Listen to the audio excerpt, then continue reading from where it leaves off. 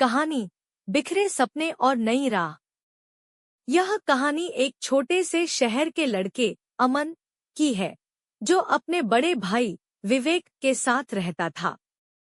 विवेक एक सफल बिजनेसमैन था। उसकी मेहनत, अनुशासन और दूरदृष्टि ने उसे ऊंचाइयों तक पहुंचाया था।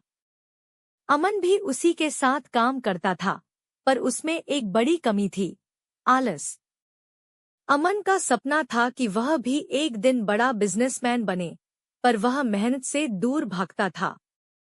सुबह देर तक सोना, काम में लापरवाही और जिम्मेदारियों से बचना उसकी आदत बन गई थी।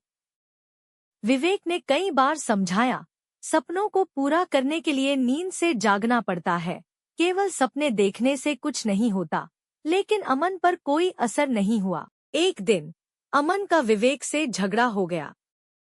अमन ने गुस्से में कहा, तुम समझते हो कि तुम ही सबसे बड़े हो, पर मैं भी अपना काम शुरू करूंगा और दिखाऊंगा कि मैं क्या कर सकता हूँ।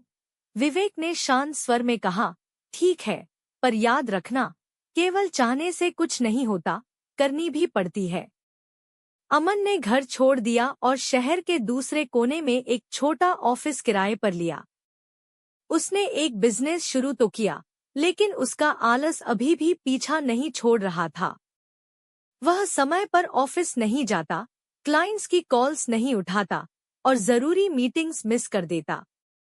कुछ ही महीनों में उसका बिजनेस डूबने की कगार पर आ गया। वह निराश हो गया। तब उसे विवेक की बातें याद आईं। एक दिन वह शर्मिंदा होकर विवेक के पास गया और कहा, भैया, मैं हार गया। आप सही थे, बिना मेहनत के कुछ नहीं मिलता। विवेक ने मुस्कुराते हुए उसे गले लगाया और कहा, गिरना बुरा नहीं है, बुरा तब होता है जब हम उठने की कोशिश नहीं करते।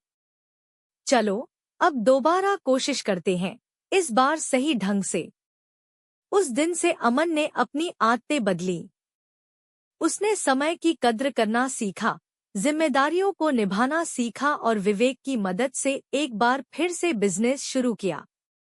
अब वह न केवल एक मेहनती इंसान बना, बल्कि एक सफल बिजनेसमैन भी। सीख: सपने देखने से ज्यादा जरूरी है उन सपनों को साकार करने की मेहनत करना।